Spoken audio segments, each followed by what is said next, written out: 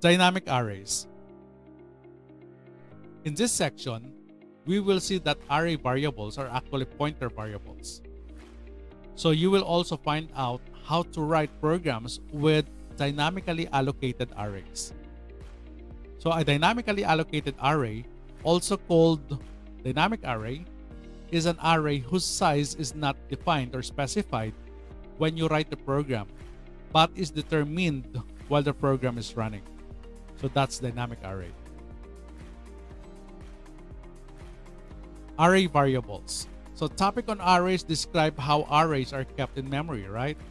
So at that point, we discussed array in terms of memory addresses. But a memory address is a pointer. So in C++, an array variable is actually a kind of pointer variable that points to the first indexed variable of the array. Okay? So given the following two variable declarations here, okay, P and A are both pointer variables. Okay? So something like A and then 10, that is pointed to the array, okay? And then the location is at 10. Okay, so just like an ordinary declaration of array that we had. Okay, and then the second one is basically a typical or a pointer that we used to study on this video. All right, so array variables, okay, and then pointers. So the fact that A and P are both pointer variables as illustrated, okay, since A is a pointer that points to a variable of type int, namely the variable A and then 0, okay, just like an array. The value of A can be assigned to a pointer variable P as follows. Okay, so P equals A. Now, after this assignment, P points to the same memory location that A points to.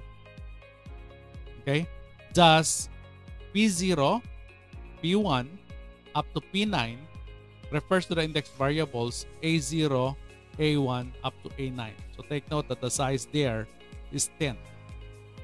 Okay, so this one is legal here. So P is now pointing to where A is pointing to.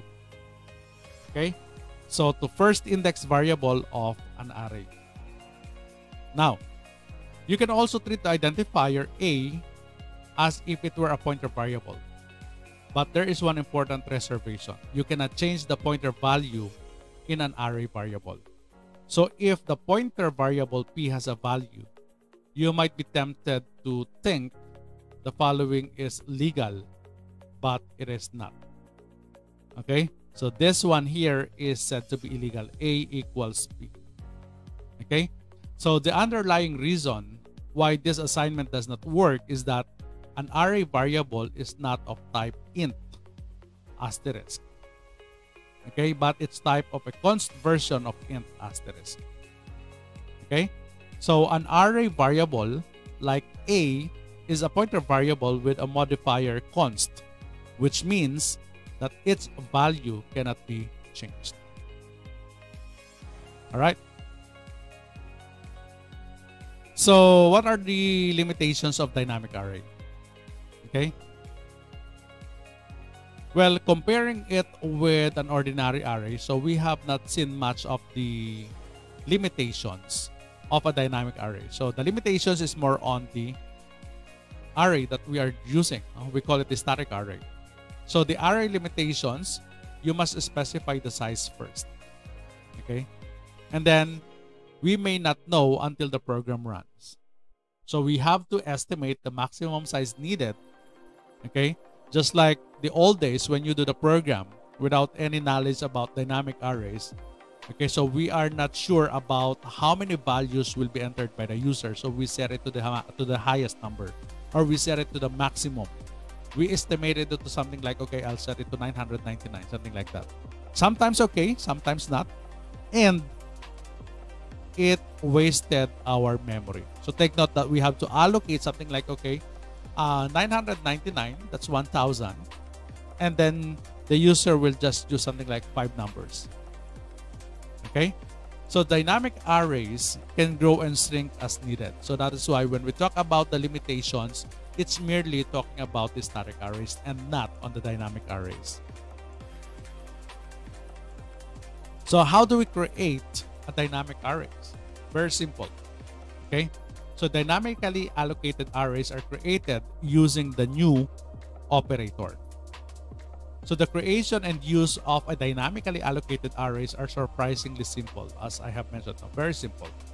So since array variables are pointer variables, you can use the new operator to create a dynamically allocated variables that the arrays and can treat these dynamically allocated arrays as if they were ordinary arrays.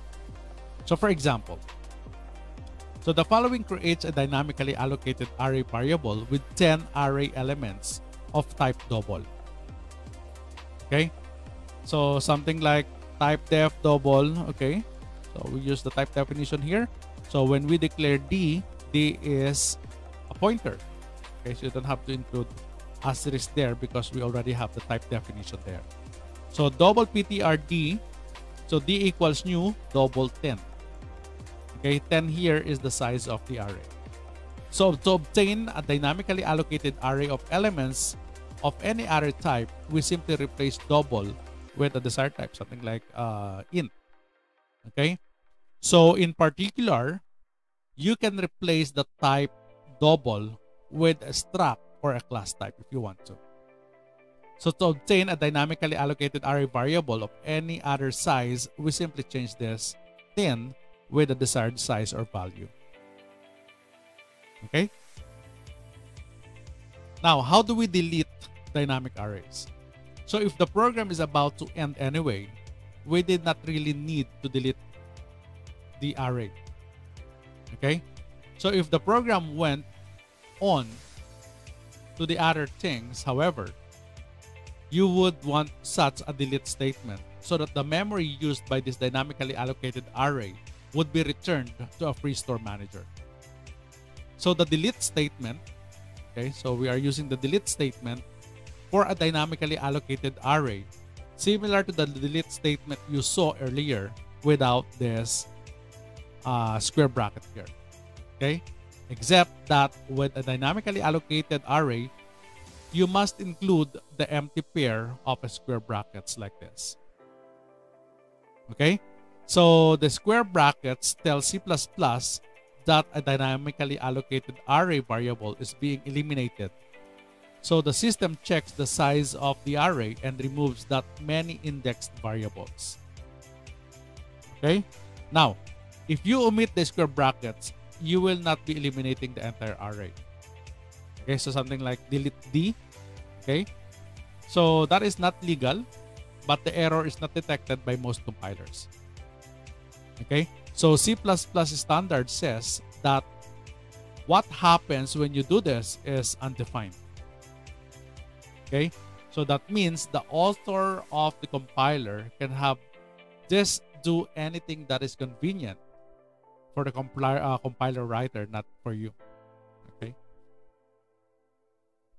All right. How about function that returns an array? So in C++, an array type is not allowed as the return type of a function. For example, so the following is illegal here. Okay, int some function. This is illegal. So if you want to create a function similar to this, you must return a pointer to the array base type and have the pointer point to the array. Okay, so the function declaration, like what we have here, int asterisk some function, this one here is legal or allowed. Okay, now let's talk about the pointer arithmetic. So you can perform a kind of arithmetic on pointers, but it is an arithmetic of addresses, not an arithmetic of numbers. Okay, so again, when we talk about pointer arithmetic, these are arithmetic of addresses and not of numbers.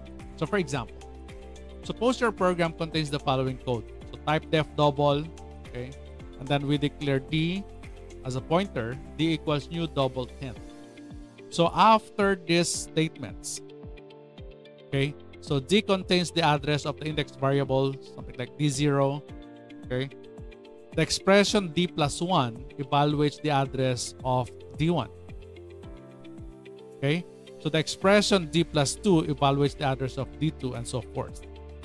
So notice that although the value of d is an address and an address is a number, d plus 1 does not simply mean that we have to add 1 to the number in the d. Okay? So if a variable of type double requires 8 bytes, 8 memory locations, and d contains the address 2000, then d plus 1 evaluates to the memory 2008, not 2001. Okay, I hope you get it.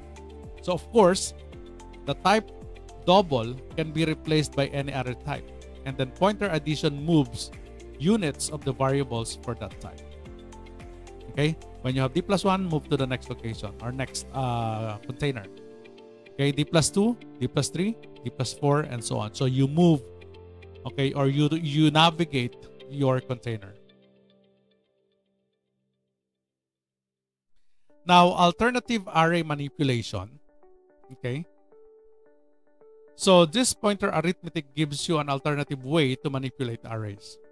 For example, if array size is the size of dynamically allocated array pointed to by d, then the following will output the contents of the dynamic array. Okay, so for I is equal to 0, I is less than the array size, I plus plus, C out asterisk d plus I. Okay, so this one here is equivalent to, okay, you've got d and then the element.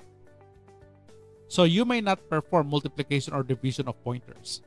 Okay, so all you can do is add an integer to a pointer, subtract an integer from a pointer, or subtract 2 pointers at the same time. Okay, so when you subtract 2 pointers, the result is the number of indexed variables between the 2 addresses. So remember, for subtraction of 2 pointer values, these values must point into the same array.